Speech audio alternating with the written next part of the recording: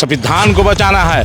जो मुसलमानों का हक हुकूक को मारना चाह रहा है बीजेपी और नरेंद्र मोदी और अमित शाह, उसको रोकना है। अभी भी वक्फ की ज़मीन सरकार के हाथों में नहीं दे सकते।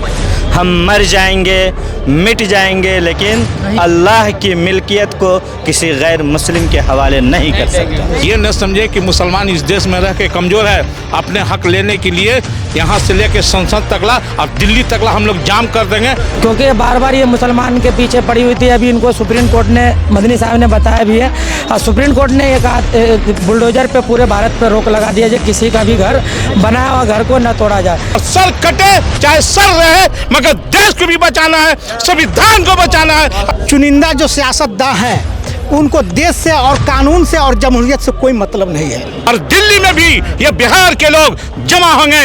नरेंद्र मोदी अमित शाह को ये ठंडे बक्सा में इसको डालना होगा, और नहीं तो अंजाम बहुत बुरा होगा। बिहार के पटना में है और पटना का बापू सभागार हॉल है। यहाँ पर संविधान बचाओ राष्ट्रीय एकता कॉन्फ्रेंस का आयोजन किया जा रहा था। जितनी तादाद में अंदर भीड़ थी उससे कई अधिक संख्या में लोग बाहर थे, और अंदाज़ा यह भी लगाया जा रहा था कि हज़ारों की संख्या में मुसलमान समुदाय के लोग यहाँ आएंगे, और वैसा ही हुआ। लोगों को अंदर जाने तक की जगह नहीं मिल पा रही थी। बहरहाल कॉन्फ्रेंस समाप्त हो चुका है। कुछ लोगों से बात करेंगे इस कॉन्फ्रेंस में क्या कुछ मुद्दे पर जिक्र किया गया, क्या कुछ बात हुई। क्या नाम हुआ आपका? मेरा नाम मोहम्मद रफ़ी हुआ। कहाँ से आए हैं आप? अब मुजफ्फरपुर से आए हैं। मुजफ्फरपुर से आए हैं। क्या कुछ किस मुद्दों पर बात हुई और क्या कुछ आपके समझ में आ रहा है? यहाँ जो है सबसे पहली बात जो है, और एक वाहिद जो मकसद है और जो पैगाम है, वो पैगाम हमारा ये है कि हम अमन का पैगाम, मोहब्बत का पैगाम देने हम यहाँ जमा हुए हैं। यहाँ से आइन की हिफायत के लिए पूरे हिंदुस्तान को अमन का पैगाम देने के लिए हम लोग इकट्ठा हुए हैं। ये बड़ी तादाद जो मुसलमानों की जमा हुई है, वो हिंदुस्तान के आइन के दफ़ात के मुताबिक और उसकी हिफायत के लिए और मोहब्बत का पैगाम देने के लिए, और कोई दूसरा कोई इसमें न सियासत है न कोई राजनीति है इसमें। लेकिन कहीं न कहीं इस बात को लेकर कई लोग भी नाराज़ थे। उन्हें अंदर तक जाने तक की जगह नहीं थी।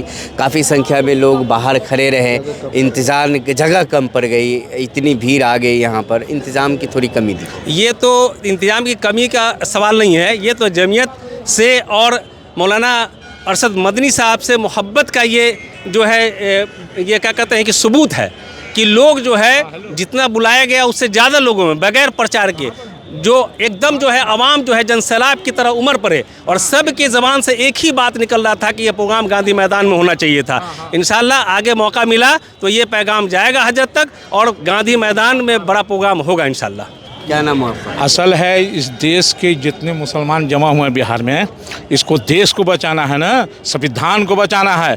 जो मुसलमानों का हक हुकूक को मारना चाह रहा है बीजेपी और नरेंद्र मोदी और अमित शाह, उसको रोकना है। ये न समझे कि मुसलमान इस देश में रह के कमज़ोर है। अपने हक लेने के लिए यहाँ से लेके संसद तकला और दिल्ली तकला हम लोग जाम कर देंगे। जब तक वो वापस नहीं लेते हैं हम लोग ये लड़ाई जारी रहेगा। ये नहीं कि मुसलमान का एकता है, ये हमारा जो वक्फ बोर्ड का जो ज़मीन को हड़पना चाह रहा है, जो उसे खटक रहा है, इसके लिए हम लोग जमा हुए हैं कि हमारे चीज़ पर, हमारे हुकूक पर, अगर हमारे ईमान पर अगर आप धावा बोलिएगा तो ये मुसलमान मर जाएगा और अपना हक इसको देने नहीं देगा, लेकर वापस आएगा। और दिल्ली में भी ये बिहार के लोग जमा होंगे। नरेंद्र मोदी अमित शाह को ये ठंडे बक्सा में इसको डालना होगा, और नहीं तो अंजाम बहुत बुरा होगा। इसलिए आप पूरे एकदम जज्बाती हो गए। जज्बाती नहीं, वो गलत कर रहा है। हमारा हक वक्फ बोर्ड में हम लोग की संपत्ति जो रहती है उसे वक्फ करते हैं। आप कौन होते हैं उसको लेने वाले? ये वक्फ बोर्ड की जमीन मुसलमानों का हक हुकूक गरीबों के लिए, इसे देना होगा, और इससे जो कानून वो ला रहे उसे वापस लेना होगा। इसलिए आज मदनी साहब ने जो बिहार में आके ऐलान किया है, पूरा बिहार का मुसलमान वो जहां बुलाएंगे इसके लिए जाने के लिए तैयार है। और सर कटे चाहे सर रहे, मगर देश को भी बचाना है, संविधान को बचाना है, और हिंदू मुसलमान का एकता बचाना है। इसलिए हम लोग सब एक हैं और एक रहेंगे। क्या नाम हुआ चाचा? मोहम्मद कौसर खान। कौसर खान जी, कहाँ से हैं आप? फुलवारी शरीफ, पटना। पटना से हैं। जी। नेताजी लग रहे हैं आप तो। नेता हैं, नेता हैं। राष्ट्रीय जनता दल के प्रदेश के महासचिव भी हैं। मेरा अपना एक संस्था है जो पूरी मेरी संस्था का ही है।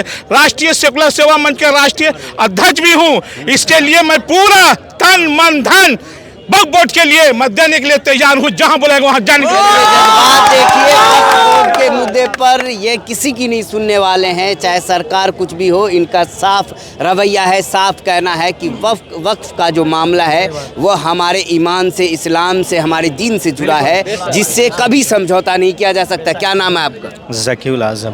क्या कहना चाहेंगे? हमारा तो यही कहना है कि वक्फ ये मुसलमानों की मिल्कियत नहीं है। जब किसी चीज़ को वक्फ कर दी जाती है तो अल्लाह की मिल्कियत में चली जाती है। हम अपनी मर्ज़ी से कभी भी वक्फ की ज़मीन सरकार के हाथों में नहीं दे सकते। हम मर जाएंगे, मिट जाएंगे, लेकिन अल्लाह की मिल्कियत को किसी गैर मुस्लिम के हवाले नहीं कर सकते। आज जिस कदर लोगों की भीड़ आई है, काफ़ी सारे लोग बाहर ही खड़े हैं, अंदर जाने तक की जगह नहीं मिली। क्या लग रहा है इस भीड़ को देखकर, क्या सोच रहे हैं? हुकूमत पीछे हटेगी, वक्फ बिल को वापस लेगी और फिर तमाम मुसलमान इस बिल का कभी भी समर्थक नहीं किया है, न आने वाली कभी करेंगे। देखिए, सीधे तौर पे सभी का कहना है कि जो राष्ट्रीय एकता को लेकर बातें हुई, अरशद मदनी साहब ने जो कुछ कहा कि बटोगे कटोगे का नारा जो उन्होंने दिया था उनके खिलाफ में, अरशद मदनी साहब ने कहा है एक रहना है, बटना नहीं है। और जो बातें सामने निकल के आई कॉन्फ्रेंस के जरिए, उस वीडियो में आपने देखा होगा मदनी साहब ने क्या कुछ कहा है। कुछ लोग हैं जो बाहर से, दूर दराज इलाके से आए हैं, बिहार के। आप कहाँ से आए हैं? मैं मधेपुरा ज़िला से आया हूँ। मैं यही कहना चाह रहा हूँ, जो केंद्र सरकार जो ये बार बार कभी मुसलमान के ऊपर बुलडोज़र वाला या ऐसे कभी बिल ला करके, कभी 3 तलाक वाला कोई ना कोई बिल ला करके जो थोपती रहती है, ये थोपना बंद करें, क्योंकि इनसे अब इनको फ़ायदा नहीं होने वाला। इसका जीता जागता सबूत अभी झारखंड में मिला है इनको, क्योंकि बार बार ये मुसलमान के पीछे पड़ी हुई थी। अभी इनको सुप्रीम कोर्ट ने, मदनी साहब ने बताया भी है, और सुप्रीम कोर्ट ने ये कहा बुलडोज़र पे पूरे भारत पे रोक लगा दिया, जो किसी का भी घर बनाया हुआ घर को न तोड़ा जाए।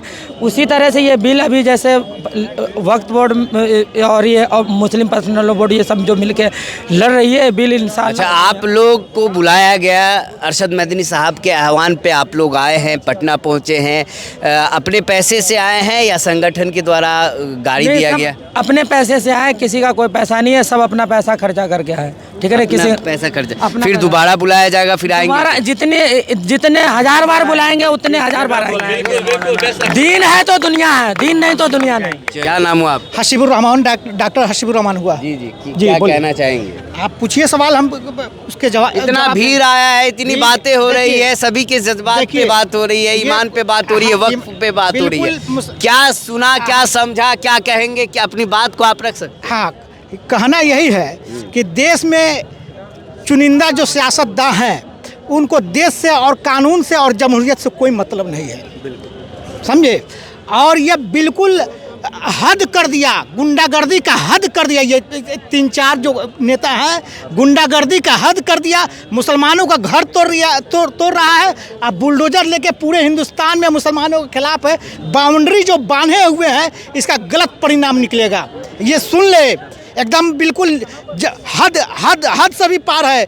हद जब ये है तो इसका बहुत बुरा परिणाम आवेगा। ये अब देखिए, सीधे शब्दों में कहा जाए तो अति कुछ भी अच्छा नहीं होता है, और अति ये मुसलमानों के साथ जाति हो रही है, बहुत ज़्यादा जाति हो रही है। उनके धर्म के ख़िलाफ़ बातें की जाती है, हमारे मोहम्मद सल्लल्लाहु अलैहि वसल्लम के ख़िलाफ़ बातें की जाती है, जिसको लेकर हमेशा मुसलमानों ने आवाज़ उठाई है। लेकिन जब वक्फ की बात होती है, नामुसे रिसालत की बात होती है, तो मुसलमान पीछे हटने वाले नहीं हैं। कुछ भी हो जाए, सर धड़ तन से जुदा क्यों ना हो जाए, अपने हक पे डटे रहेंगे और इस हक की लड़ाई कभी छोड़ेंगे नहीं। और जितनी बार बुलाया जाएगा उतनी बार, जहां बुलाया जाएगा, चाहे पटना बुलाए, दिल्ली बुलाए, मुंबई बुलाए, जहां बुलाए, जो हमारे उलमाए कराम हैं उनकी बातों को सुनकर अमल किया जाएगा। और वहां अपने पैसे से, अपने जान माल की खर्च करते हुए वहाँ पहुँचाया जाएगा।